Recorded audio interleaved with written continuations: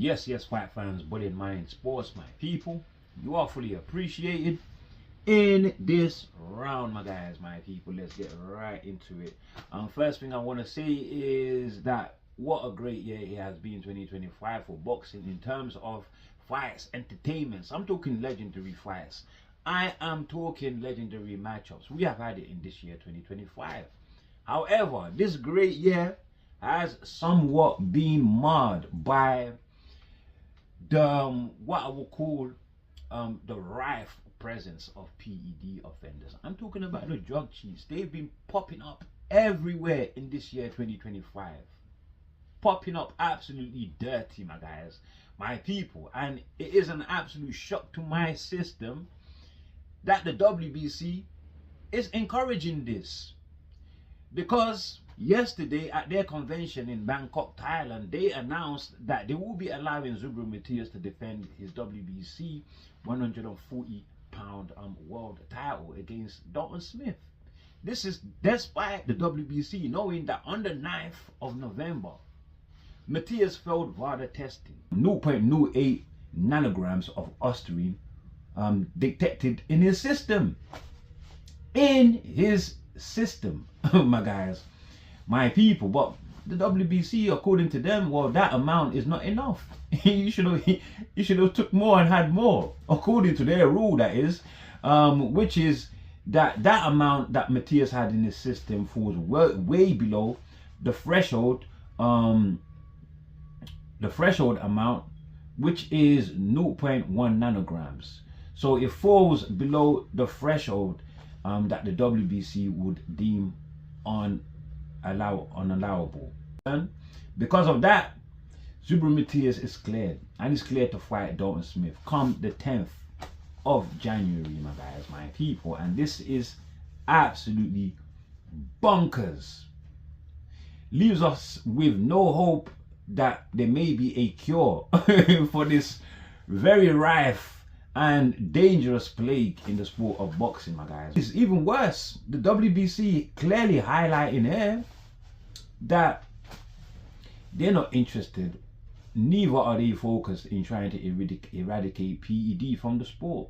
What they are focused on is trying to hide the cheaters, because blatantly they're telling us, come on cheaters, keep on cheating. You can have ostarine in your system. It can be detected by VADA, but none of that will matter. We will still clear you to fight as long as you don't surpass our threshold. As long as you don't surpass our threshold, we will allow you to have that small little amount of advantage that can still help you in a fight. And you know what? This is an absolute loophole that Jamal Charlo pointed out exists. He pointed this out during the time of Jaime Munguia, when he was going through his his own drug test failure in May. I believe in May or in June, Jamal Charlo pointed this out, my guys, my people. And I'm telling you, the fighters, they are not stupid. Zubro Matthias is not stupid, my guys. They know that in between fights, they can cycle off. And that's exactly what he's done in this case. The reason why he's come below the threshold. And it's an advantage to him, like I pointed out.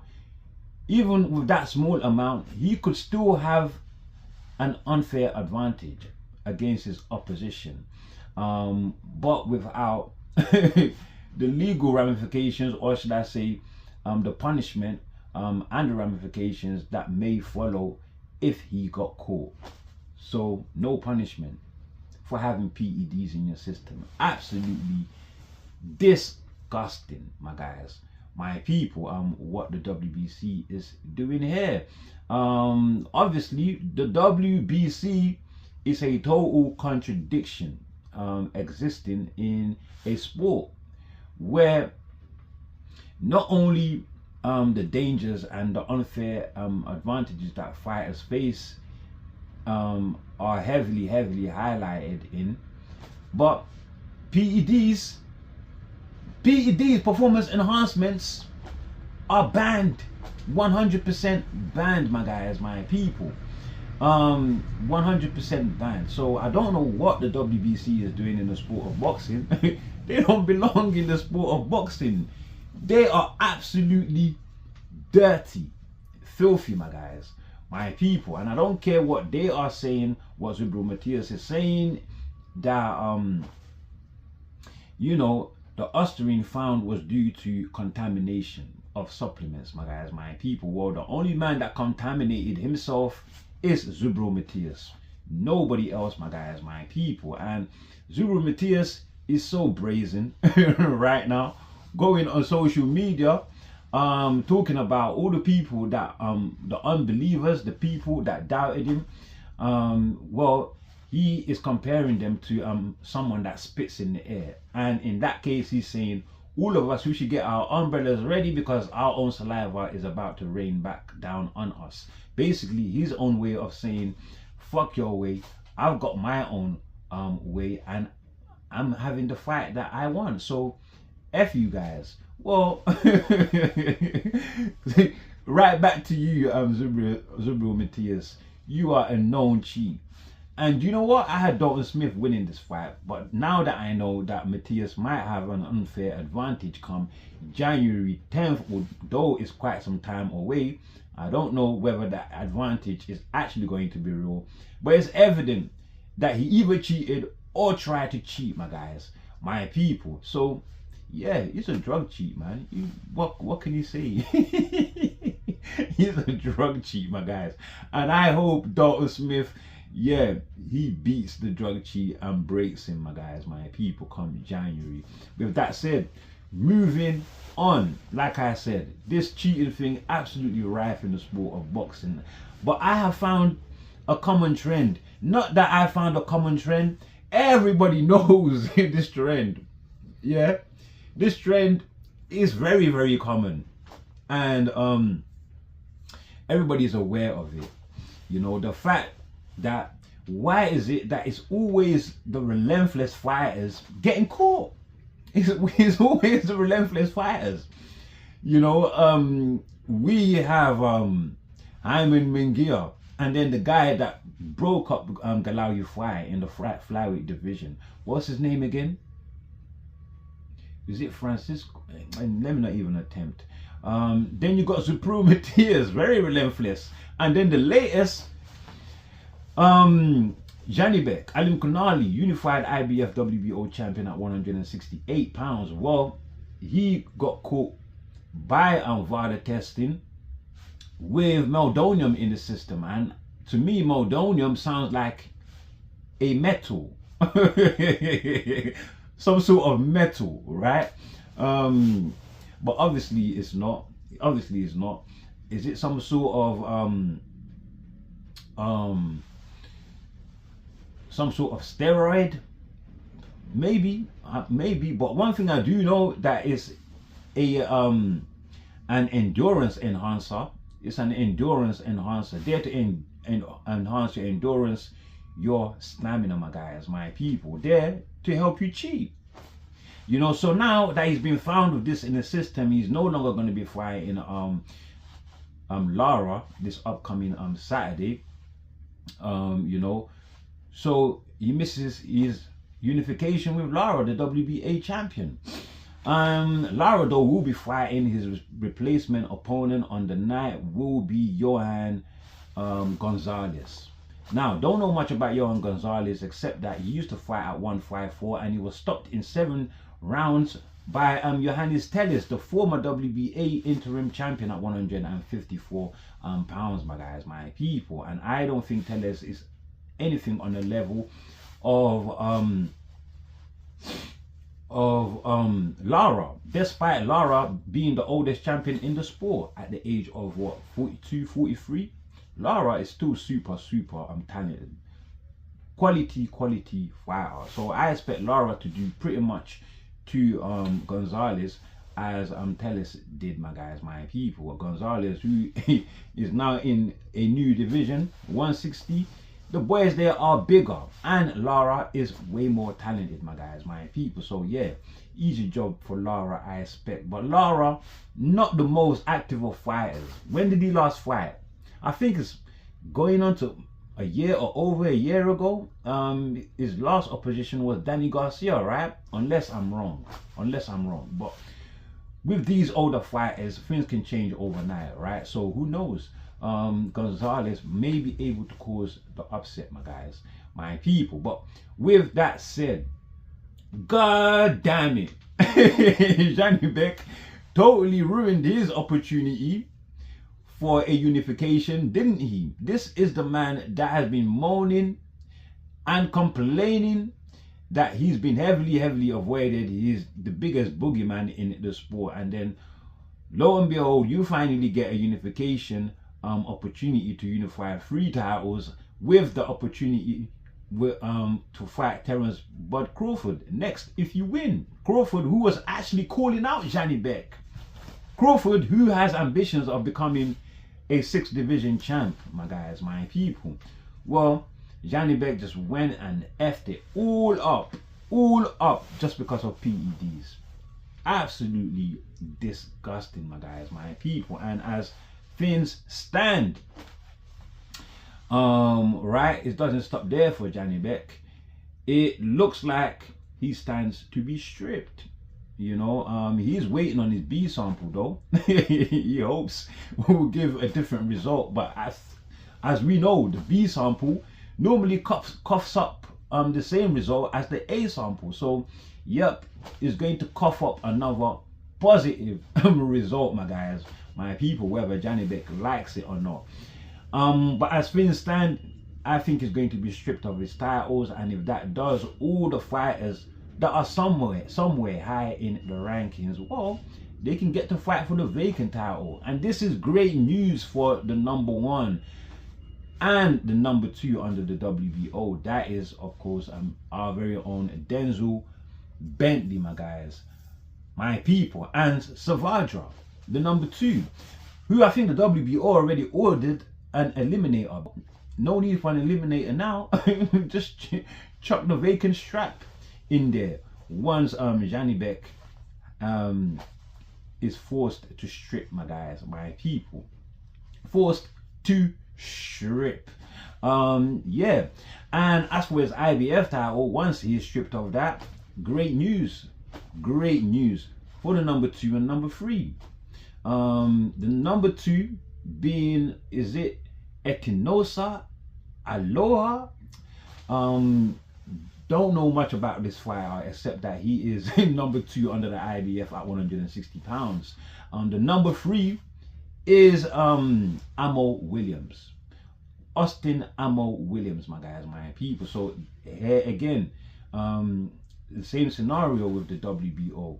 Those 2 fighters, Amo Williams and Etinoa, can fight for the vacant IBF, my guys, my people. Or this could be a lifeline for Chris Eubank Jr., who is number 4 under the IBF, just behind Amo Williams, my guys, my people. And the biggest name in the division, that in itself is leverage for him to make a deal with the IBF. That could be possible, you know. You won't know unless you try, right? Make a deal with the IBF to allow Chris Eubank Jr. to fight for the vacant strap, my guys, my people. Chris Eubank Jr., after his performance in his last fight with Conor Ben, didn't look great at all. Now the questions are very heavy as to whether he should retire or not. Right? The questions pouring in. So he needs to decide. Does he still want to fight on? Does he have ambitions of becoming a champion? Because an opportunity this is the best opportunity you can get. Fight for a vacant title. Can't get a better opportunity than this, my guys, my people. Chris Eubank Jr., that is, who is under severe criticism right now, public criticism, under public judge and jury for what his promoter Ben Shalom revealed that Chris Eubank Jr. going into his fight with Conor Ben in the second fight was not entirely himself, and in fact sort of indicated that he may have some underlying illness, some underlying issues, my guys, my people. Well, if they knew that, then why take the fight in the first place? Why go into a fight you know you're not going to perform in because you're not 100%? You might have underlying ailments, my guys, my people. Crazy stuff. So the fans are mad. You just made us waste our money to come and watch a fight knowing that it was not going to be a real fight. Crazy, right? Absolute setup and a swindler's move there. But hey, happens all the time in entertainment. It happens all the time. With that said, though, that is all I have for Janibek Alimkhanuly right now. Good luck to Janibek, my guys, my people. As for Terence Bud Crawford, everything is falling apart for him in terms of opportunities. Now there goes up in smoke because of Janibek, his ambitions to fight Janibek and to unify at 160 pounds. Up in smoke, my guys, my people. And there is one fight left for him though. Saul Canelo Alvarez wants the rematch, obviously, because he wants payday. And we all know this because isn't Canelo the man that admitted after losing to Crawford that he just couldn't figure out Crawford's style, that Crawford is just a better fighter? So obviously he's not going to win the second fight. The win was too clear that it didn't even deserve calling for a rematch, my guys, my people. So yeah, payday. Only one problem though. Crawford says, I want 100 million, just like Canelo got in the first fight, because he has beaten Canelo. I would say shrewd business move there by Terence Bud Crawford. Don't think he's gonna get that amount, but why not throw a huge figure out there? As they say, you throw a big figure out there and you might land something decent, my guys, my people, a good strong payday. So that is what I guess he is doing. That is Terence Bud Crawford, who yesterday it was revealed, the news was everywhere. Terence Bud Crawford no longer undisputed champion at 168 pounds. His WBC strap has been stripped, my guys, my people. And Hamza Shiraz versus the interim champion Christian Mbili. Now, I don't know what the plan is here by the WBC. Maybe to F up Crawford again. They're always on his case, right? But one thing I do see clearly though, this may be a great opportunity for Hamza Shiraz, but it's not fair on Christian Mbili, my guys, my people, who beat Sulecki for that WBC interimship. Right now, that interimship alone entitles you to be elevated to full championship should the champion vacate. Right, you are the interim champion. However, he's not only beat Sulecki for that championship, he's defended it, and a hard defense against a top 168 pounder, my guys, my people, in Martinez. My guys, my people, Lester Martinez.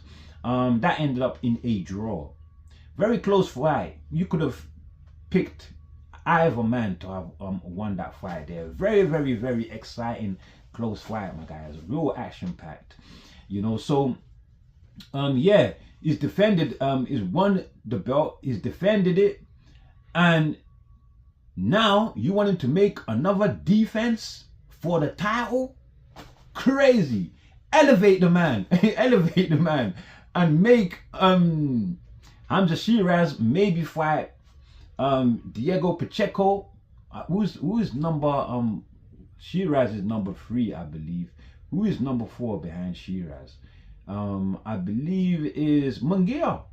So why not fight Munguia in an eliminator to decide the interim champion, and to go on to face the champion who should be elevated, Christian Mbili? Why not do that? Because this is not fair on Mbili. Shiraz versus Mbili.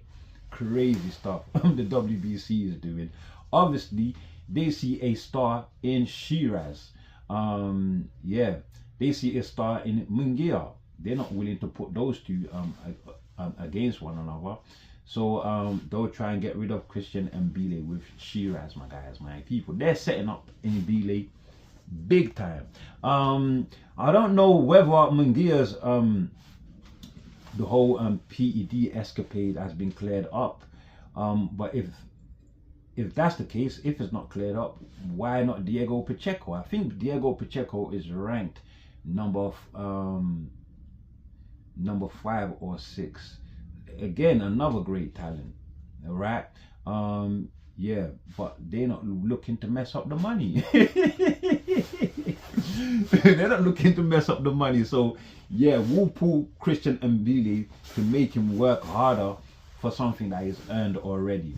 Absolutely crazy. This is like a Joseph Parker Woodley situation where they made Joseph Parker, well, they didn't make him. He took the fight with Fabio Woodley, when he should have just waited for Usyk to vacate, and then he would have been elevated. Yeah, Mbile should be elevated. The WBC should not be making an order for Mbile to fight Shiraz. Absolute nonsense, my guys, my people. The number 1 on the WBC is actually Canelo, but obviously he's not gonna fight in an eliminator or for the title. He wants Crawford, my guys, my people, as spoken. Now, with that said, let's now move on.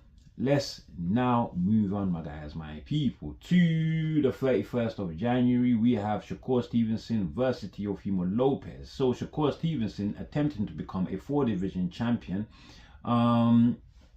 Yeah, because Teo has the WBO strap at 140 pounds. So if he beats Teo, he becomes a 4-division champion, which is a great achievement for his age. How old is Shakur? 28 years old. Teo is around the same age as well, 28, 29. Teo is a 2-division champion. So both fighters are putting a lot on the line here, my guys, my people. Shakur, who I believe is like number 8 in the ring pound for pound rankings. If he should beat somebody as Teo, man, with all that he has achieved in the sport, that would put him at least top 5. Definitely at least top 5. Yeah, that should put him at least top 5. Yeah, that should put him at least top 5. His resume is great, absolutely awesome. Shakur Stevenson. And if Teo should beat Shakur, who is an elite boxer, hey, he should be there in the top 10. I don't know whether it's top 10 right now. I don't think Teo is top 10, but he should be up there as well, and high. However, I can't see how Shakur beats how Teo beats Shakur. Teo has always struggled with people that come to box, and although Shakur in his last fight against the Vada, he showed he can mix it up and fight on the inside. Ultimately, for the most part, Shakur is a high ranking elite boxer that could fit into any generation of fighters, my guys, my people. And Teo normally struggles with boxers, so I don't see him beating Shakur, even if Shakur is stepping up a division, so he will be the smaller man in the ring. However, he would have the longer limbs, so he is the longer limbed individual. I think it's slightly taller as well, maybe the same height. Who knows? Who cares? I've got Shakur to win, my guys, my people. Now, with that said, let's talk about Alexander Usyk, all right, let's see if I can make this video 30 minutes long. Alexander Usyk, the latest. Now, it was no surprise to me when Usyk announced that he was going to vacate his WBO strap and hand it over to Fabio Woodley. I was not surprised, simply because he's just not motivated to fight Fabio Woodley, I don't think, who is not notoriously known outside of the UK. His name survives in the UK boundary for now. It is thriving though. It is thriving, and that is purely the reason why Usyk gave the title to Fabio. I mean, Sergey Lapin from Team Usyk said it himself. It's an opportunity that Usyk is given to young fighters to do something with the title. And Usyk himself said maybe him and Fabio can meet later on along the line. Whether that happens or not, I don't know, because Usyk, according to my judgment, has about 2 or 3 fights left in him before he retires. The man is what, 38, 39 years old, my guys, my people. So yeah, this is an opportunity for you know, Fabio Woodley to increase the notoriety of his popularity, to make the possibility of him and Usyk a much bigger fight, just like Daniel Dubois had to do with his second fight with Usyk, my guys, when Usyk handed him the IBF strap. So yeah, it looks like Usyk is planning the same thing. But boy, I didn't see him calling out Wilder, you know, from a mile away. Now that one is surprising.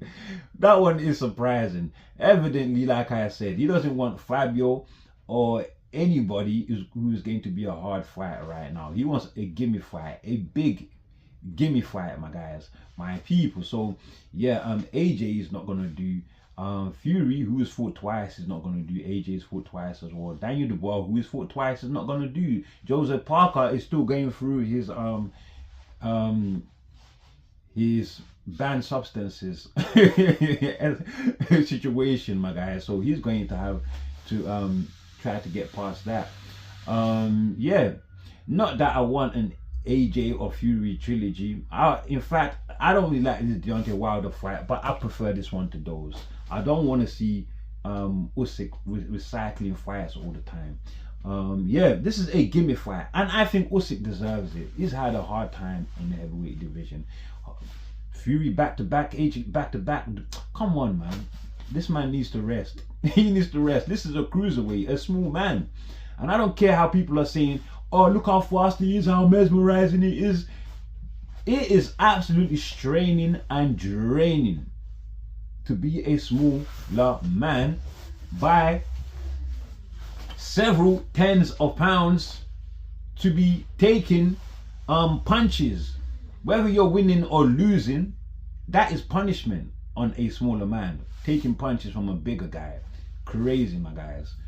My people. He needs a rest. And yeah, I think the gimme fight, he deserves it. He deserves it. Deontay Wilder, listen, if Usyk goes ahead and fights him, Deontay Wilder, that would mean that Usyk would be the only fighter out of that generation to have fought all the top heavyweights of that generation. And that is even more special considering that Usyk came into the heavyweight division later than the top fighters of that generation. The top fighters being Wilder, AJ, and Fury. And before those three could fight one another and complete the triangle, guess what? Usyk is about to do that. Really, in reality, AJ should have been fighting Wilder, not Jake Paul. Not Jake Paul, my guys, my people. Yeah, so Usyk, it looks like he's going to be the first to complete the triangle, my guys, my people. Absolutely amazing. I don't mind this fight. I don't mind it at all. Well, the WBC, they have said the WBC pops up again. They always pop up in these controversial situations, and they have said they would allow Usyk to make a voluntary defense. The WBC, according to Mauricio Suleiman, says that Wilder is ranked number 9 or 8 in the WBC, but when I checked, he was ranked number 13, 11, I believe, so outside the top 10. Now with Wilder ranked in the top 10 according to Suleiman, that means that he's entitled to a voluntary bout, and they have granted, you know, Usyk to make a voluntary defense, my guys, my people, of his 3 remaining titles via the WBC, my guys, my people. They have granted that. But like I said, unless the rankings have not been updated yet, when I checked, and Wilder was actually ranked number 13 or 11. So I don't know what the hell is going on there. Maybe the rankings have not yet been updated, but they know, you know, the new rankings that they've not, you know, put out there to us yet. But look, that's what we have, and I really don't mind this fight. I really don't mind this fight. As for Woodley, he would need to fight somebody to build up his profile, his notoriety, of his popularity. I would have thought Daniel Dubois would be great. AJ would have been great, but AJ obviously is not going to take that risk, especially with a future Fury fight in hand, my guys, my people. Not in hand, but speculated. We are still very doubtful that fight even happens. But with that said, I think I've had enough talking for now. I think I've had enough. We'll be here all day. So yeah, with that said, good to have you guys. That's all I have for you on this one. So before you leave, do like, do share, subscribe. Of course, drop your comments below, and as always, my people, stay super blessed, and thank you very much. We out of here. We're still at work, but we're doing 2 jobs at once. That's the spirit. Stay blessed, my guys.